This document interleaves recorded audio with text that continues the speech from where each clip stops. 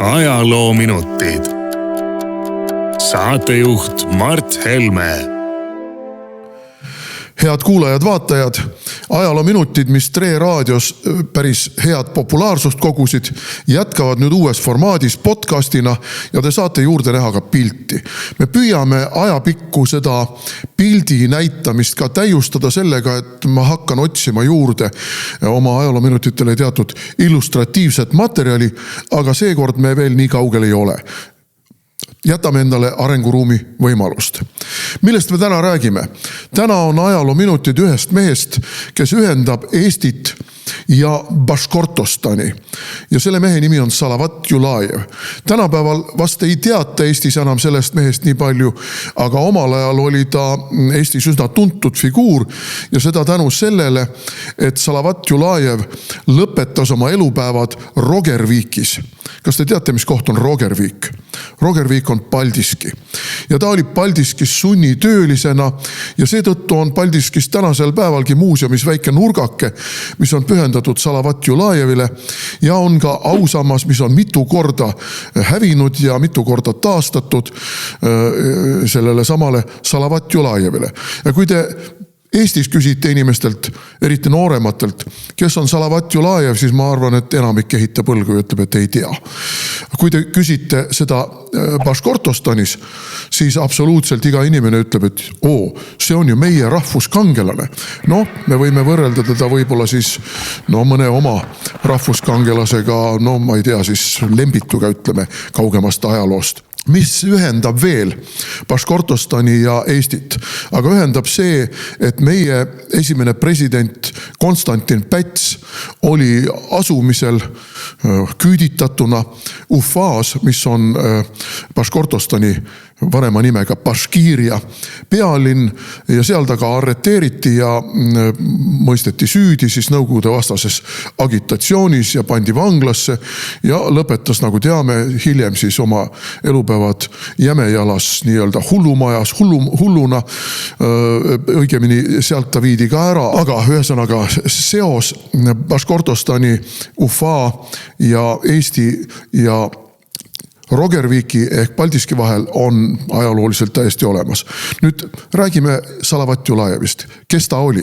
Salavat Julajev oli jõuka ja väga mõjuka Baškiria sellise üliku poeg.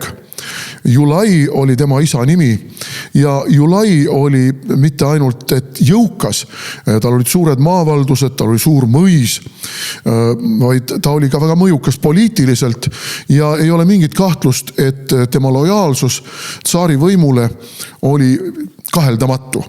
Aga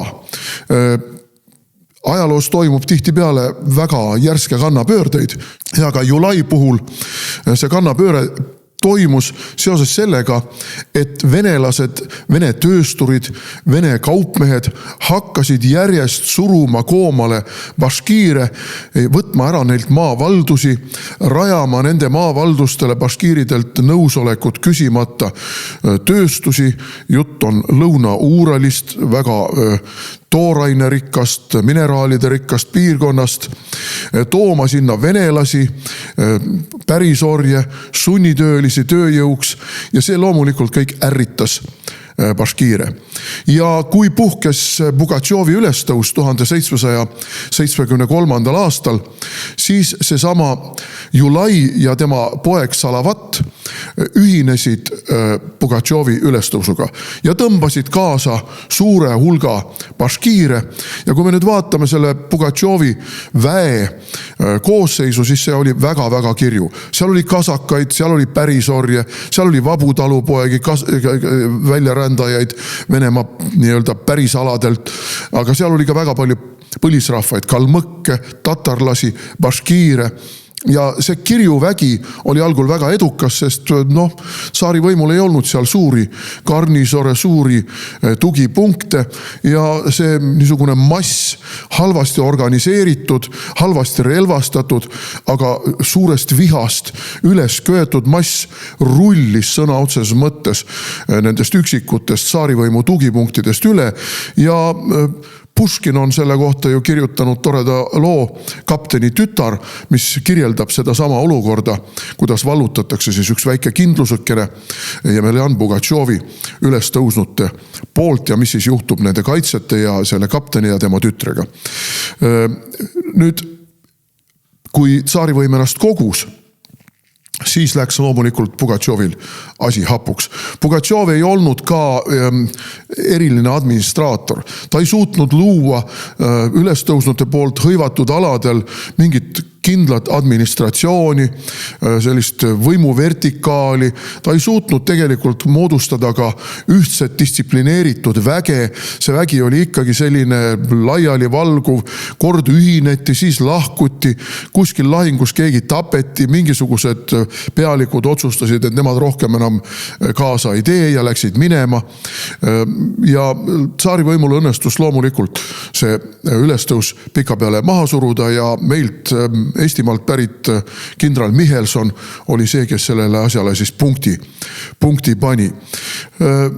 Ülestõusnute saatus oli loomulikult traagiline. Me kõik teame, et Pugatšov viidi Peterburi, kus ta hukati, aga suur osa inimestest, kes ülestõusus osalesid, leiti, et ei ole mõtet ju tööjõudu raisku lasta.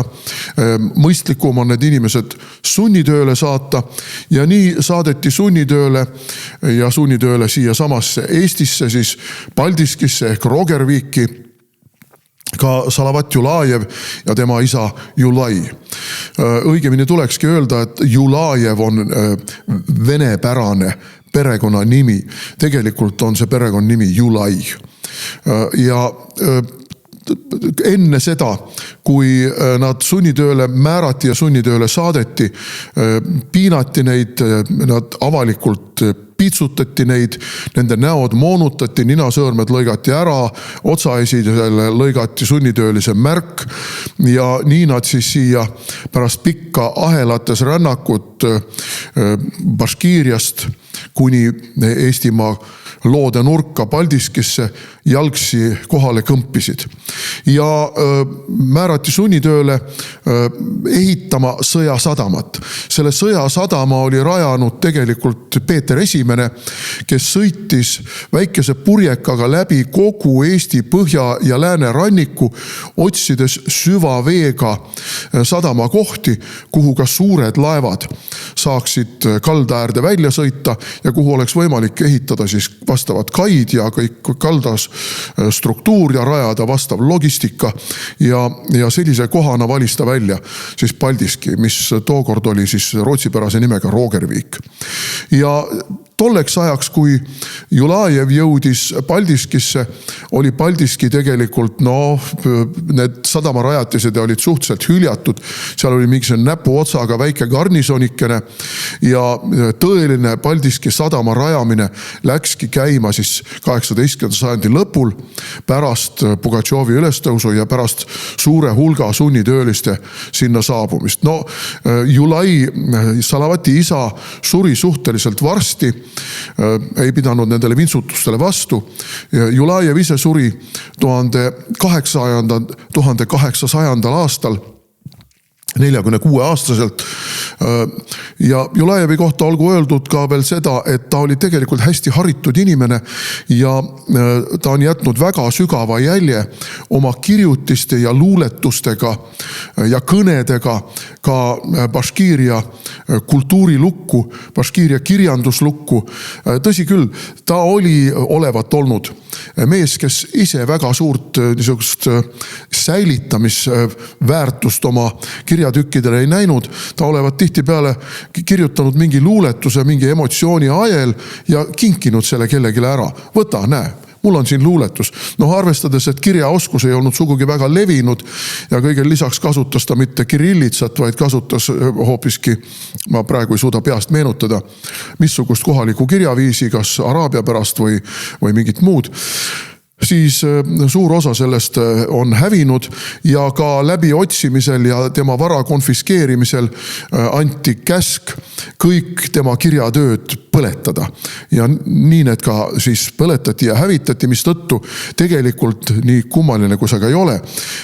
Meieni on jõudnud, säilinud on suures osas just nimelt see osa tema kirjatöödest, mida ta niimoodi lahkel käel oma tuttavatele ja mingitele kontaktikaaslastele jagas.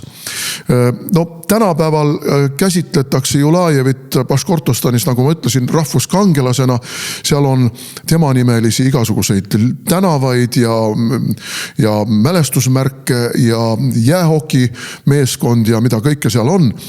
Nii et ta ei ole selles mõttes baškiiride jaoks ajaloo hämarusse kadunud, aga meile ei ütle ta tänasel päeval kuigi palju, sest meie jaoks Nõukogude võimu langemisel seostus Julajev pigem sellise Nõukogude propagandaga, mis otsis ju nagu tikutulega kõikide Nõukogude Liidu raames elanud rahvaste hulgast niinimetatud revolutsionääre. Ja Julajev oli siis üks nendest revolutsionääridest, kes leiti baškiiride hulgast. No tegelikult ei olnud tegelist mitte mingisuguse revolutsionääriga, tegelikult oli tegemist ju mässajaga, kelle mässu põhjuseks oli ülekohus tsaari võimu poolt teostatav ja tsaari võimu, kuidas öelda, itta Siberi poole liikuvate kaupmeeste ja muude võimuesindajate ülekohtuga kohaliku rahva vastu. Nii et revolutsiooniks seda nimetada ei saa, nii nagu ei saa nimetada revolutsiooniks ka Pugatšovi mässu. See ei olnud mingi revolutsioon, ehkki Nõukogude perioodil ka püüti seda esitada just nagu mingisugust revolutsiooni, proletariaadi üks esmaseid vastuhakkamisi kapitalistlikule ja feodalistlikule rõhumisele.